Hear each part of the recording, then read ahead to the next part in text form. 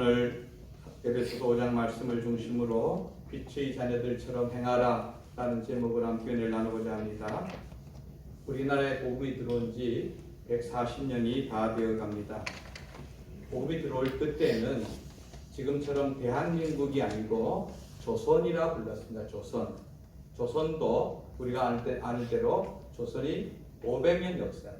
500년 역사인데 조선도 마지막 끝 무렵에 복음이 들어왔습니다. 선교사가 입국한 그 해가 1884년인데 그 해에 우리나라에 큰 사건이 하나 있었습니다. 그 사건이 갑신정변입니다. 갑신정변. 근데 물론 그 사건은 실패로 끝나고 말았지만 그것은 그 당시 조선이 500년 동안 조선이란 나라는 유교 중심적인 국가였습니다. 에헴하고 갓을 트고 양반 문화에 익숙해 있던 이런 나라인데 그 나라가 점점 기울어져 가던 그때 이런 새로운 변화를 꿈꾸던 것이 갑신정변이 아닙니까? 그것도 실패하고 그리고 이 1884년이 지나면서 우리나라는 이제 900년대에 들어가면서 우리나라는 일제의 나라를 빼앗기게 되죠. 여러분 이런 나라와 이런 상황에 있을 때에 우리 민족은 더 이상 이 우리에게 있던 유교나 불교나 이런 것들이 우리에게 희망이 못 된다 생각했고 새롭게 선교사님들 통해 들어온 기독교에 그들은 관심을 갖고 이것은 정말 가난한 사람들이나 또 유학을 공부한 사람들이나 또 사회지도층인 사람 이런 사람들이 기독교에 대해서 호의를 갖고 또 그들의 꿈과 희망을 주는 그런 종교였습니다. 여러분 그리고 우리가 아는 대로 1919년 3.1운동이 일어났죠. 여러분 3.1운동이 일어났을 때 그 중에 우리 기독교 지도자들이 가장 대표적으로 그 일에 참여했습니다. 목사님들뿐 아니라 평신도 지도자들도 함께 그 일에 참여했죠. 우리가 아는 대로 독립선언문에 서명한 33명의 민족 대표 중에서 거의 절반에 가까운 16분이 우리 기독교인이었습니다. 그뿐 아니라 각 지역마다 그 시위를 주도한 사람들이 기독교인들이 압도적으로 많았습니다. 여러분 3.1운동 이러면 우리가 제일 먼저 상징적인 인물로 떠오르는 분이 있죠. 누굽니까? 유관순 열사라 그러죠. 이분도 우리가 아는 대로 저 이화학당 선교사님들이 세운 이화학당에 다니다가 그가 학교가 휴학하고 고향으로 내려가서 고향 교회를 중심으로 거기에서 그들이 프린트를 만들고 태극기를 만들고 그리고 산에 올라가서 또 아원의 장터에서 이렇게 만세운동을 일으키다가 옥고를 치우고 결국 순교하고 말았죠. 여러분 그런데 이렇게 우리가 기억해야 될 것은 1919년 당시 우리 그 인구가 얼마나 하면 1700만 명이었어요. 우리나라 인구가. 근데 그 가운데 기독교인이 약 20만 명 정도 되었어요. 20만 명. 비율로 따지면은 1.5%입니다. 1.5%. 아주 지극히 미미한 숫자죠. 아직 기독교라는 그 종교가 이 땅속에 누군지도 잘 모르고 아직 뿌리도 제대로 내리지 못한 새싹가다 같은 그런 상황이었습니다. 그런데 그런 기독교와 교회와 성도들이 이런 독립운동을 주도하고 그 일들을 현장에서 일선에서 그들은 싸워 나갔던 것입니다. 그렇기 때문에 교회와 성도들이 더 많은 피해를 당했습니다. 여러분 우리가 아는 대로 이렇게 3.1운동과 이 나라 독립운동 그 다음에 물산장려운동 등 우리나라의 큼직큼직한 역사적인 사건을 주도하고 이끌고 나라를 새롭게 하는데 쓰임받은 사람들이 조만일 선생님이라든가 여기 유한순 열사라든가 이런 대부분이 기독교인들이었던 것입니다. 그래서 이 3.1운동 이후에 이 기독교는 국민들로부터 존경을 받고 사랑을 받고 또 그리고 많은 사람들이 교회로 들어오게 되었습니다.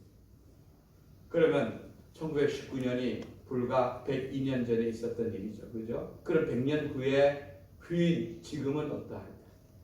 지금 겉으로 보면 기독교인 수는 이때 1.5%에 비해서 거의 10배 가까운 숫자로 늘어났습니다. 그러면 영향력도 그만큼 늘어나느냐? 사회 사람들이 교회에 대해서 그렇게 긍정적으로 소망을 갖고 바라보느냐? 올해 한 교계 단체에서 한국 교회의 사회적 신뢰도 조사를 했습니다. 이 세상 사람들이 한국 교회를 어떻게 보는가, 얼마나 신뢰하고 있는가? 여러분이 생각에는 이 세상 사람들이 한국 교회와 목회자에 대해서 얼마나 신뢰하고 있다 생각합니까?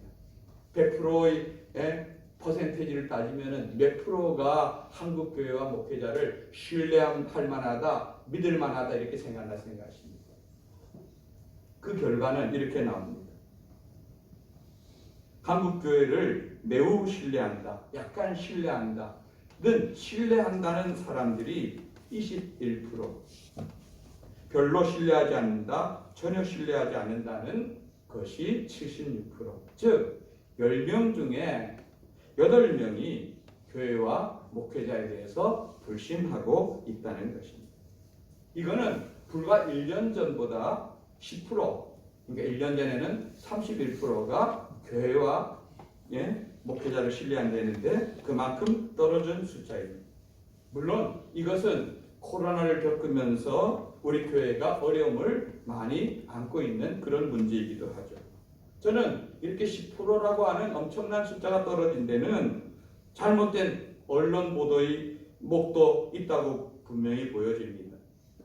사실 교회를 통해서 이 코로나가 나타나고 전파된 것은 전체 퍼센트로 따지면 8%에 불과한데 국민들은 거의 절반 가까운 44%의 사람들은 마치 코로나가 교회가 주범인 것처럼 이렇게 여기는 것 또한 사실이고 그렇게 여론이 몰고 간 것 또한 사실입니다. 여러분, 예배 시간에 감염이 거의 없다는 것이 질병관리본부의 공식적인 보도이기도 한 것을 여러분도 보셨을 것입니다. 여러분, 그렇다고 해서 우리는 기독교가 이렇게 신뢰받지 못하고 이런 현실에 대해서 남의 탓으로, 정부 탓으로, 언론 탓으로 돌려서만은 안 된다고 생각합니다. 우리는 그 모든 책임을 바깥에서 찾으려고 해서는 안 됩니다.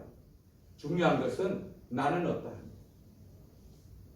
나는 정말 다른 사람들이 볼 때 신뢰할 만한 그리스도인입니다. 또 우리 동부교회는 어떠합니까? 나는 나 때문에 우리 예수님과 또 교회가 욕먹지는 않는가? 사람들이 나를 보고 교회를 신뢰할 수 있고 저가 다른 기독교인이라고 인정할 수 있는가 하는 것을 우리는 점검해 봐야 된다 생각합니다. 제가 한 달 전쯤 속초에 다녀온 적이 있습니다. 명절 구정 전에 다녀온 적이 있는데 두 가지 목적을 갖고 갔습니다. 하나는 어머니가 작년 속초 한 교회에서 운영하는 요양원에 가 계셔서 지금 코로나 때문에 면회는 안 되지만 그래도 명절 전에 과일이라도 갖다 드리고 싶은 그런 마음에서 갔다가 과일만 이렇게 전달해 드리고 왔습니다. 그리고 또 그 교회를 오랫동안 섬기시던 그 목사님께서 작년 12월에 이제 정년이 되어 은퇴하셔서 뵙고 식사라도 나누고 싶어서 갔습니다. 그 목사님 가정은 저희 가정과 굉장히 오랫동안 각별하게 가깝게 지냈습니다. 이 목사님은요, 경북 영천 분인데 결혼하고 가정을 꾸렸는데 예수 믿는다는 그 죄로 그 가정에서 형님들이 가문에서 쫓겨난 분입니다. 그래서 1980년대 그 강원도 우리 정선, 제가 고향인 정선이 탄광이 굉장히 많았죠. 그러니까 그 정선으로 탄광에 취직해 오셔서 막장에서 일을 하면서 저희 교회에 나오셔서 젊은 집사님으로 교회를 섬기셨습니다. 그래서 저희 아버지가 가만히 보니까 이분이 여러분 집에서 그렇게 가족들과 함께 쫓겨날 정도로 했으면은 어떤 신앙심이나 믿음이 어떻겠어요? 그러니까 저희 아버지가 그분을 집사님 이렇게 탄광에서 고생하지 말고 집사님은 신학을 공부해서 목사님이 되십시오. 그리고는 그분을 신학교에 보내시고 저희 교회에서 전도사님으로 채용하셔서 그분이 교회에서 사역을 하면서 신학을 하시게 되었습니다. 그러다가 이제 학교를 졸업하고 나중에 속초에 가셔서 교회를 목회하며 그 당시는 요양원이라는 것이 지금처럼 시설을 갖추고 하기 전에 이분의 마음속에 나는 어르신들을 돌아가기 전에 이렇게 교회에서 좀 모시고 그분들이 천국 가는 마지막 길을 잘 안내하는 그런 목회자가 되겠다 해서 요양원을 함께 이렇게 시작했던 것입니다. 그러면서 저는 사실 신학을 졸업한 뒤에 저 멀리 밀양에 내려가서 자주 부모님도 찾아뵙지 못하고 하는데 이분들은 계속 그 뒤로 저희 아버님을 부모님을 마치 아버지처럼 이렇게 잘 섬겨주시고 이렇게 늘 저희를 돌봐주시고 가까이 해주었습니다. 그런데 이제는 저희 아버지도 돌아가셨고 목사님도 은퇴하고 이래서 제가 이제는 내가 1년에 한 차례씩 찾아가서 좀 식사도 나누고 이렇게 하자 하는 마음을 갖고 갔던 것입니다. 식사를 함께 하고 이제 목사님들과 그 집에서 대화하는 중에 여러 가지 얘기를 들었습니다. 그런데 목사님과 사모님이 처음에 이 요양원을 운영하실 때 사실 요양원이라는 것이 그 당시는 굉장히 열악한 환경이 아니었습니까? 그죠? 그 요양원 그 나라에서 도움을 받는 것은 아니고 요양원에 들어온 분들이 얼마씩 내고 그걸 가지고 이제 살림살이를 하고 거기 직원들 월급을 주고 이렇게 하고 목사님 사모님도 헌신적으로 그 일에 뛰어들고 이렇게 해서 섬겼던 것입니다. 근데 요양원을 운영하면서 거기 여러 직원들을 써보니까 직원들 가운데 예수 믿는 분들도 있고 예수 믿지 않는 직원도 있지 않겠습니까? 근데 시간이 점점 지나면서 이 예수 믿는 분들과 믿지 않는 직원들 간에 차이가 나는 겁니다. 어떻게 차이가 나겠습니까? 우리가 생각할 때 예수 안 믿는 사람들이 좀 이기적이고 속속이고 뺀질거리고 이렇게 해야 될 것 같은데 이 사모님 목사님 볼 때는 예수 믿고 교회 다니는 교회에서 집사님, 권사님 이런 분들이 오히려 그런 분들이 많은 거예요. 나중에 직원을 뽑을 때 사모님이 우리는 교회 다니는 사람은 더 이상 직원을 안 뽑습니다. 이렇게 제가 그 말을 들을 때에 제가 올해 들은 말 중에서 가장 충격적인 말이에요. 아니 교회에서 운영하는 그 요양원에서 직원을 채용하는데 우리는 더 이상 예수 믿는 사람들을 직원으로 채용하지 않습니다. 이게 어쩌면 우리 현실인 것입니다. 여러분 이것이 지금 사회 속에서 우리 그리스도인들을 바라보는 그런 시각이 아닐까요? 여러분 그리스도인은 누굽니까? 그리스도인은 예수 그리스도를 믿고 예수 그리스도를 따라가는 자들인 줄 믿습니다. 예? 예수님은 우리를 어떻게 사랑하셨습니까? 여러분 오늘 2절 말씀을 한번 같이 읽어보겠습니다. 시작. 그리스도께서 너희를 사랑하신 것 같이 너희도 사랑 가운데서 행하라. 그는 우리를 위하여 자신을 버리사 향기로운 제물과 희생제물로 하나님께 드리셨습니다. 여기 보십시오. 예수님께서 너희를 사랑하신 것 같이 너희도 사랑 가운데서 살아가라 이랬는데 그는 누굽니까? 예수님은 우리를 위하여 자신을 어떻게 했다고요? 버리셨다. 버리셨다는 게 뭔 뜻입니까? 십자가에 자기를 제물로 하나님께 드리셨다는 것입니다. 예수님의 희생은 십자가에서 자기를 드린 그런 희생입니다. 이것이 예수님의 사랑이고 이 사랑을 힘입어서 저와 여러분들은 하나님의 자녀가 되었습니다. 그러면 그런 사랑을 입은 우리에게 성경이 요구하는 건 뭡니까? 너희도 그 사랑 가운데서 예수님이 너희를 사랑하신 것 같이 너희도 그 사랑 가운데서 어떻게 하라? 행하라. 행하라가 뭡니까? 그렇게 희생적으로 예수님이 우리를 위해서 자기를 버린 것처럼 살아가라는 그런 말인 것입니다. 희생하여 생명 주신 예수님의 사랑을 내가 가지고 내가 속한 가정에서 내가 속한 직장에서 내가 속한 이웃에게 그 사랑을 나타내며 살아가라는 것입니다. 근데 100년 전에 우리 기독교인들은, 우리 선조들은 기독교인이라면은 사랑, 희생의 아이콘 이렇게 여겼는데, 오늘날 우리 주변에 있는 사람들은 우리 기독교인들을 저들은 이기적인 집단, 자기들만 아는 사람, 정말 저들은 신뢰하지 못할 사람 이렇게 여기고 있다는 것입니다. 여러분, 왜 그렇습니까? 예수님이 달라진 것이 아니라 예수 믿는 우리들이 삶이 지금 그렇게 예수님의 그 기준에 미치지 못하고 있다는 것을 알 수가 있습니다. 여러분, 우리 예수님 믿는 것과 예수 믿지 않는 것이 그냥 교회 다니는 것과 다니지 않는 것만 달라져서는 안 되는 것입니다. 말이 바뀌어야 되고 행동이 바뀌어야 되는 것입니다. 나 때문에 예수님 욕먹이고, 나 때문에 교회 욕먹이고, 더 나아가서 전도의 문을 막는다면 그거는 안 되는 것입니다. 여러분, 교회가 부흥하려면요, 이 세상 사람들이 교회를 칭찬을 해야 됩니다. 사회에서 볼 때 교회는 뭔가 달라야 되는 것입니다. 세상 사람들이 볼 때 그래도 교회가 뭔가 희생한다고 생각할 때 사람들이 교회로 몰려오는 것입니다. 실제로 3.1운동 때에 여러분, 그 당시 교회들이 굉장히 많이 불타고 많은 목사님들이 순교하고 많은 성도들이 순교하고 이런 일을 당했습니다. 그런데 남산 그 서북에 있는 남산 모루라는 교회는 150명 정도 모이던 이런 교회였는데 3.1운동이 나면서 그 교회당이 다 불타버렸습니다. 목사님은 순교했습니다. 장로님들은 이 서북이라는 곳이 한경북도를 가리키는데 장로님들은 견디다 못해서 그들은 압록강을 넘어서 저 만주로 그 당시 이제 망명을 했습니다. 그러면 어떻게 되겠습니까? 교회 불타고 목사님 죽 돌아가시고 장로님들마저 떠났으면 성도들이 교회가 다 없어져야 되죠.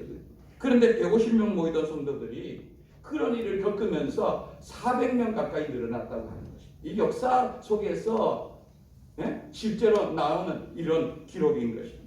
여러분, 이것이 진정한 교회의 모습이고 성도의 모습이 아닐까요? 여러분, 그러기 위해서는 우리가 세상 속에서 다른 역할을 감당해야 되는데, 오늘 말씀 보면은 너희는 빛의 자녀들이라, 빛의 자녀들처럼 행하라 이렇게 말하고 있습니다. 그러면 우리가 어떤 면에서 빛의 자녀로 살아갈 수가 있겠습니까? 첫째는요, 말을 잘해야 됩니다. 말을 잘해야 됩니다. 3절 4절 3절 4절 시작. 음행과 온갖 더러운 것과 탐욕은 너희 중에서 그 이름조차도 부르지 말라. 이는 성도에게 마땅한 관이라. 누추함과 어리석은 말이나 희롱의 말이 마땅치 아니하니 오히려 감사하는 말을 하라. 여러분, 예수 믿는 사람들이 말만 잘하는 사람 이렇게 사람들이 인식합니다. 그죠? 그럼 여러분, 말을 잘해서 전도되거나 말을 잘해서 상대방이 굴복되지는 않습니다. 그런데 이 말은 굉장히 중요합니다. 사실 우리는 하루에도 수천 마디, 수만 마디 말을 쏟아냅니다. 사실 말에는 능력이 있습니다. 우리 하나님께 천지를 창조하실 때 말씀으로 창조하셨습니다. 우리 말도 사람을 살릴 수도 있고요, 죽일 수도 있습니다. 용기를 줄 수 있고 절망시킬 수도 있습니다. 여러분, 수준 높은 말이 있고 수준 낮은 말이 있습니다. 여러분, 수준 낮은 말은 어떤 말입니까? 오늘 여기 보면은 이런 우리가 이런 표현을 쓰죠. 저급한 농담, 저급한 농담, 성적인 농담, 수준이 낮은 그런 말들. 오늘 여기 보면은 음행, 더러운 것, 탐욕. 여러분, 이런 것들을 너희 입에서조차 이름조차도 부르지 말라 이렇게 말하고 있습니다. 여러분, 저도 직장 생활을 하고 이렇게 하다 보면 예수 안 믿는 사람들과 우리가 이 세상에 살아가다 보면 어울릴 수 있잖아요. 근데 그 사람들 입에서는 이런 말들, 저급한 농담이나 지나가는 사람들이나 이걸 보고 농담하고 이런 걸 갖고 우스갯 여기고 이렇게 하는데, 우리도 그 사람들 어울리다 보면은 같이 그런데 휩싸이게 쉬운 것입니다. 여러분, 그럴 때에 여러분들은요, 그런 분위기를 깨는 자들이 되길 바랍니다. 그러다 보면 욕먹죠. 야, 뭐 넌 교회 다닌다고 그러냐? 그래, 그 회장님도 그런다 이렇게 얘기하시니 우리 그리스도인들은 그런 말을 정말 성경 말씀대로 아예 내 입 근처에 그런 말들이 있지 않도록 그렇게 하는 것입니다. 그 다음에 고급한 언어, 고급한 말을 쓰라는 겁니다. 뭐 어떤 말이라고 말하고 있습니다. 여기 마지막에 보면은 오히려 어떤 말을 하라? 감사하는 말을 감사하는. 여러분 우리가 지난주에 항상 감사하라는 말씀 여러분 나누었지요, 그죠? 여러분 어떻게 그 말씀 생각하면서 한 주간 동안 사셨습니까? 다른 때보다도 여러분 말 속에 더한 감사가 있었습니까? 그러면은 정말 성공적인 기도인으로 사는 것입니다. 그러나 설교는 설교대로 듣고 돌아가서는 내 감정과 내 생각대로 말하고 행동하고 했다면은 우리는 하나님 앞에 바른 예배를 드리지 못하는 것이고 바르게 살지 못하는 것입니다. 여러분 입술 속에 계속해서 말씀이 역사하고 말씀 붙잡고 살아가는 복된 성도이 되기를 주님의 이름으로 축원드립니다. 계속 감사가 많아지길 원합니다. 여러분 그것을 직장에서 적용해 보시기 바랍니다. 가정에서 적용해 보시기 바랍니다. 교회에서 다른 사람을 만날 때 적용해 보시기 바랍니다. 감사하면요 행복해집니다. 감사는 감사를 낳습니다. 삶이 훨씬 더 풍성해지는 것입니다. 그러한 실질적인 삶 속에서 하나님의 은혜가 나를 통해서 흘러갈 수 있는 이런 축복된 말들이 저와 여러분 심령속에 있기를 주님의 이름으로 축원드립니다. 두 번째로는 행하라는 것입니다. 행하라. 8절 9절 말씀 함께 읽습니다. 시작. 너희가 전에는 어둠이더니 이제는 주 안에서 빛이라. 빛이 자녀들처럼 행하라. 빛의 열매는 모든 착함과 의로움과 진실함에 있느니라. 아멘. 여러분 저와 여러분들은 빛 대신 예수님을 모시고 사는 빛의 자녀입니다. 믿습니까? 아멘. 우리 빛의 자녀입니다.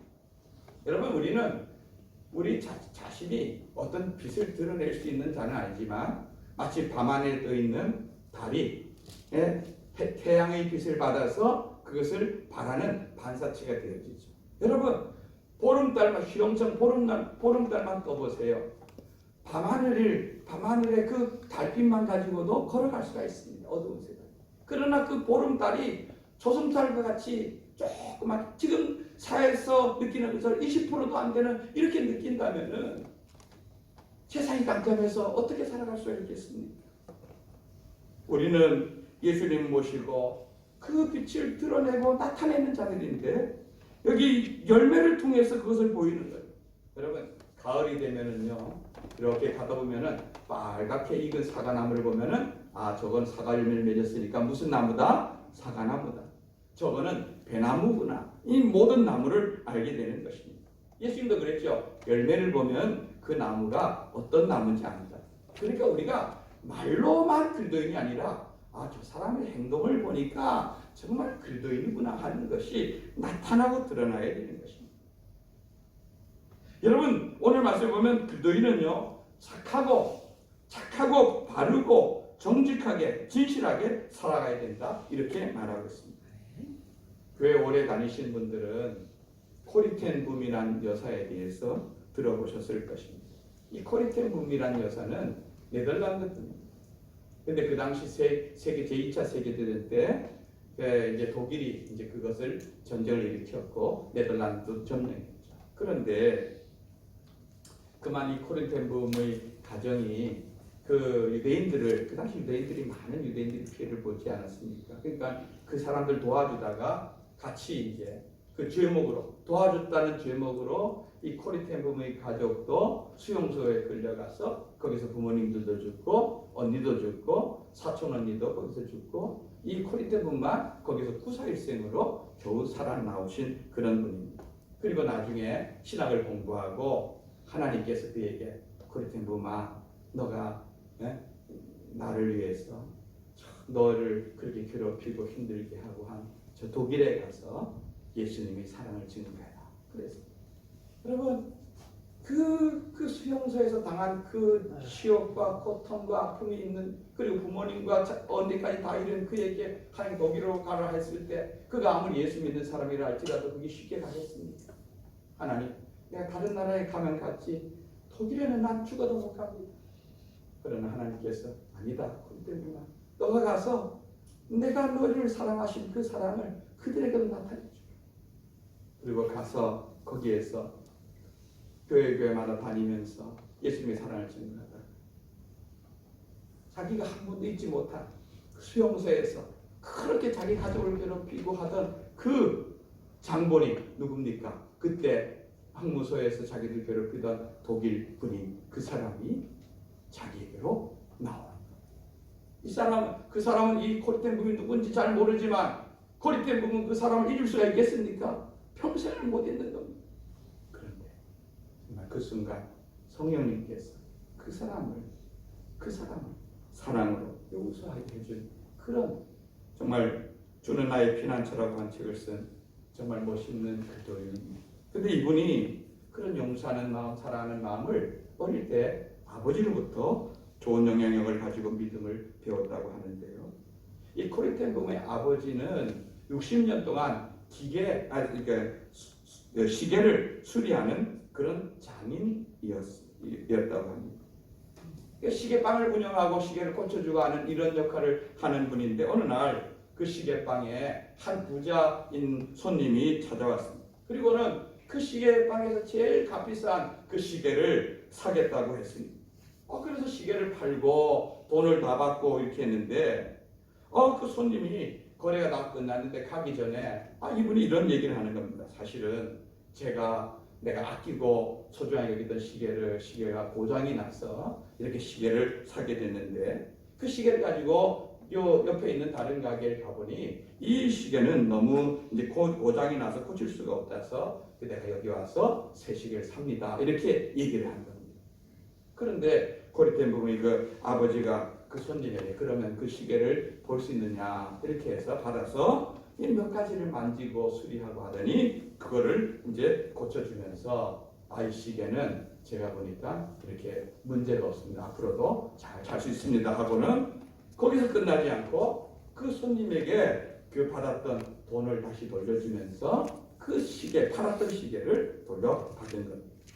옆에서 그 딸이 그 모든 과정을 지켜보니까 화가 안 납니까? 그죠? 왜요? 그 시계 하나 팔면은 자기 가족 같은 경우는 몇 달을 편안하게 먹고 살 수 있는 큰 돈이 떨어지는 금액인데 그래서 아버지에게 아버지 그 시계를 고쳐주지 말든지 고쳐줬으면 그냥 다른 걸 그냥 해야지 왜 그렇게 그 사람에게 돌려받고 그렇게 보내줬습니까? 이렇게 얘기를 한 겁니다. 근데 아버지가 딸에게 이렇게 얘기했습니다. 코리아, 돈은 하나님이 필요하면 언제나 우리에게 주실 수 있지 않겠니? 그러나 우리가 최선을 다해서 정직하게 손님을 섬기지 않는다면은 하나님께서 과연 기뻐하실까? 우리 그리스도인들은 돈을 많이 벌기 위해서 사는 사람들이 아니라 하나님을 기쁘시게 하기 위해서 사는 사람들이다. 이런 얘기를 해준 겁니다. 여러분, 우리는 이 땅에서 돈을 많이 벌기 위해 사는 사람이 아니라 하나님을 기쁘게 하는 그런 자들로 살아가야 될 줄로 믿습니다. 마태복음 15장 16절 주님께서 제자들에게 말씀하신 대로 너희는 세상의 소금이다. 된 세상의 빛이다. 이런 말씀을 하시고 그 결론으로 16절에 이렇게 말씀하고 있습니다. 이로써 너희 빛이 사람 앞에 비치게 하여 그들이 너희 착한 행실을 보고 하늘에 계신 너희 아버지께 영광을 돌리게 하라. 여러분이 착한 행실, 우리가 예수님 닮아가는 따라가는 그 모습을 세상 사람들이 보고 하나님께 영광 돌리고 하나님께 나올 수 있는 그러한 축복의 통로가 되시기를 주님의 이름으로 축원드립니다. 말씀을 정리합니다. 여러분, 우리는 하나님을 기쁘게 하기 위해서 살아가는 자들입니다.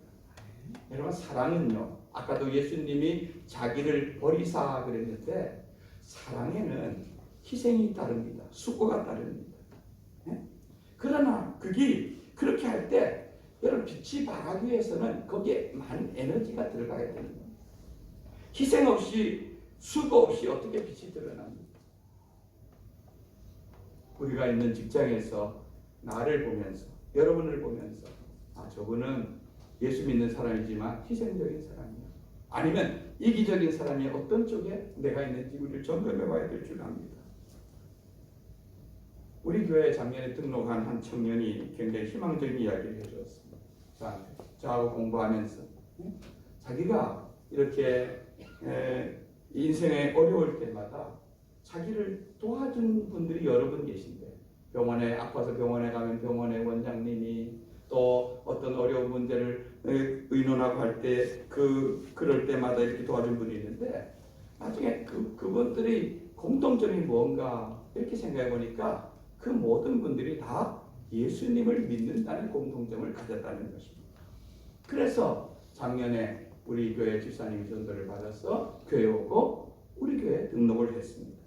여러분, 저는요 교회에 있지만 여러분들이 직장생활 또 사회생활 어떻게 하는지 잘은 모릅니다. 그러나 곳곳에서 좋은 소식이 들려올 때도 있습니다. 어떤 소식일까요? 우리 성도들이 가는 곳에서 PT 역할을 한다 하는 소식이 들려올 때가 있으면 얼마나 흐뭇하고 좋은지 모릅니다. 여러분, 제가 도우면 우리 하나님 아버지는 얼마나 기뻐하실까요? 여러분이 빛이 자녀인 줄 믿습니다. 그 세상 속에서 이런 빛이 사람으로 주의 영광 드러낼 수 있는 모든 성도들 되기를 주님의 이름으로 축원드립니다. 우리 502장